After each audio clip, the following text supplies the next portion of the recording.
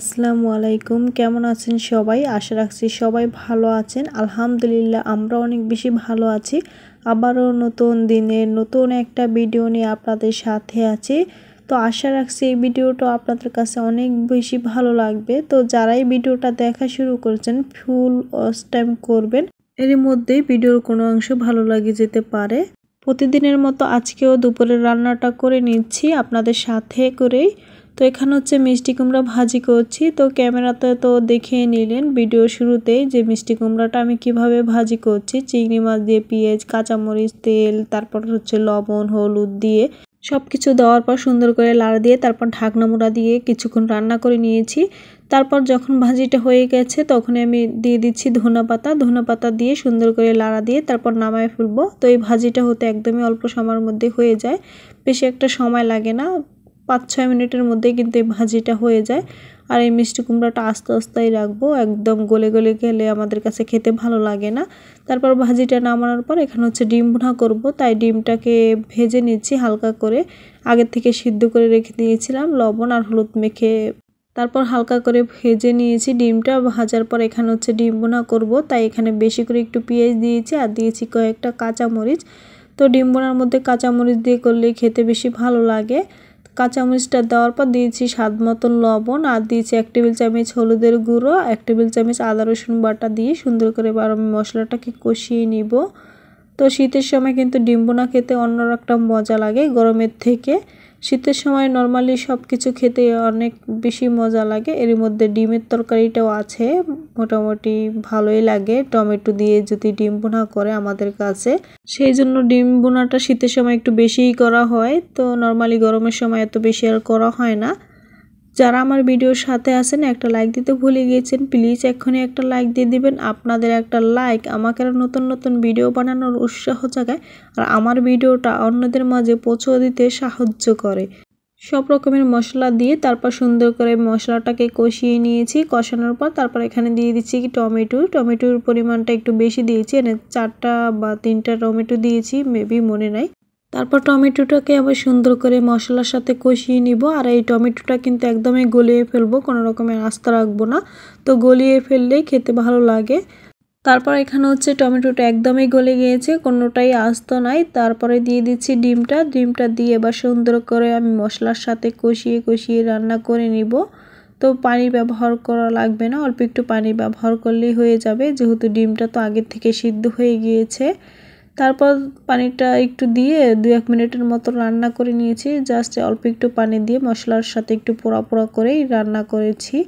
তো এখানে ডিম ভুনাটা হয়ে গিয়েছে, ধনেপাতা দিয়ে নামায় নিয়েছি। আর এখানে হচ্ছে বাইং মাছ রান্না করছি, ছোট ছোট বাইং মাছ। তো এই বাইং মাছটাকে হালকা করে ফ্রাই করে নিচ্ছি লবণ হলুদ মেখে। তো একদমই হালকা ফ্রাই করছি, এটা অনেকে কাঁচা অবস্থায়ও রান্না করে, তো আমরা আর কাঁচা অবস্থায় রান্না করছি না, হালকা করে একটু ফ্রাই করে তারপর রান্না করছি। তো ফ্রাই করার পর এখানে হচ্ছে পরিমাণ মতন পেঁয়াজ দিয়েছি আর তেল দিয়েছি মাছ রান্না করার জন্য। পেঁয়াজটা একটু ভাজার পর এখানে দিয়েছি 1 টেবিল চামচ আদা রসুন বাটা। আদা রসুনটা দিয়ে 1 মিনিটের মতো তেলের সাথে ভেজে নিব, জাস্ট আদা রসুনের গন্ধটা যাওয়া পর্যন্ত। যারা আমার চ্যানেলে আজ নতুন ভিজিট করেছেন তাদের কাছে যদি একটু আমার ভিডিও কোনো অংশ ভালো লাগে থাকে, চাইলে আমার চ্যানেলটা সাবস্ক্রাইব করে আমার পাশে থেকে যেতে পারেন আর পাশে থাকা বেল আইকনটি ক্লিক করে দিবেন। আর এতে করে আমি যখনই নতুন কোনো ভিডিও দিব তখনই আপনাদের কাছে নোটিফিকেশন চলে যাবে আর আপনারা সময় সুযোগ বুঝে আবার ভিডিওগুলি দেখে নেবেন। তো এখানে হচ্ছে মাছ রান্না করতে যা যা মশলা লাগে সব রকমের মশলা দিয়ে সুন্দর করে আবার মশলাটাকে আমি কষিয়ে নিচ্ছি।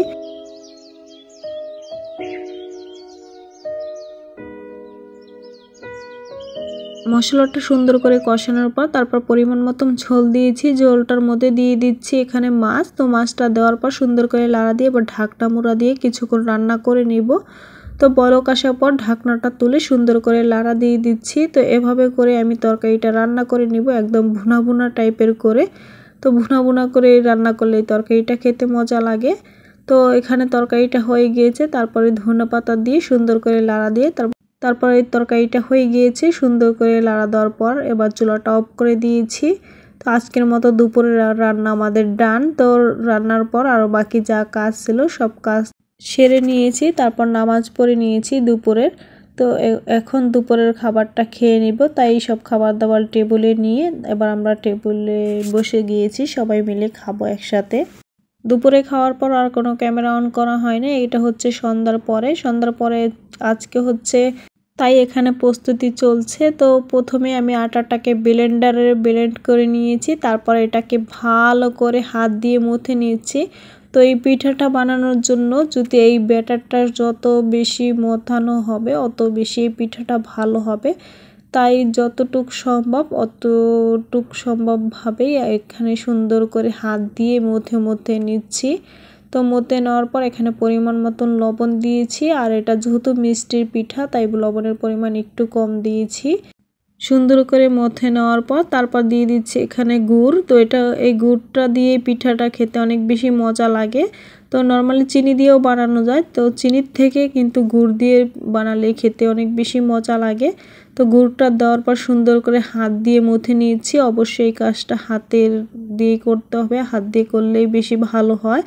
তারপরে সুন্দর করে মেশানো হয়ে গিয়েছে, আর এখন চামচ দিয়ে সুন্দর করে লাড়া দিয়ে দেখছি কীরকম হয়েছে। তো দেখলাম একদমই পারফেক্টলি হয়েছে। তারপরে এখন বিসমিল্লাহ বলে একটা পিঠা বানাচ্ছি। তো তেলটা গরম হওয়ার পরে একটা একটা করে আমি এভাবে করে বানায় নিব, আর মাশাআল্লাহ পিঠাগুলি কিন্তু অনেক সুন্দর হয়েছে। তো এই পিঠাটা অনেক দিন ধরেই খেতে ইচ্ছে করছিল, বানাবো করে আর বানানো হয় নাই, আজ ভাবলাম বানায় নিই। তো এই পিঠাটা খেতেও কিন্তু আমাদের কাছে খুব বেশি ভালো লাগছে। তো এটা আমাদের গ্রামের ভাষায় বলে ভাজা পিঠা। তো এটা কার দেশে কি বলে অবশ্যই কমেন্ট করে জানায় দিবেন। তো আমাদের পিঠাগুলি কেমন হয়েছে দেখতে পাচ্ছেন, মাশাআল্লাহ এখনও কিন্তু বানানো হয়নি, অনেকগুলি পিঠাই হয়েছিল, সেটা ভিডিও শেষেই দেখতে পারবেন। আর পিঠাগুলি কিন্তু একদমই পারফেক্টলি ভাবে হয়েছিল। গুড়ের পিঠা ছিল তাই খেতে অনেক বেশি মজা লাগছিল। চিনি দিয়ে বানালে নর্মালি এত বেশি একটা মজা লাগে না, তো গুড় দিয়ে বানালে খেতে অনেক বেশি মজা লাগে। আর পিঠাগুলি কতটাই সফট হয়েছে, আর ভিতর দিয়ে কি সুন্দর হয়েছে দেখতে পাচ্ছেন। তো মাশাআল্লাহ খেতে অনেক বেশি ভালো লাগছে। তো আজকের ভিডিওটা আপনাদের কাছে কেমন লাগছে অবশ্যই কমেন্ট করে জানায় দিবেন। আর আজকে এখানেই বিদায় নিয়ে নিচ্ছি, আল্লাহ হাফেজ।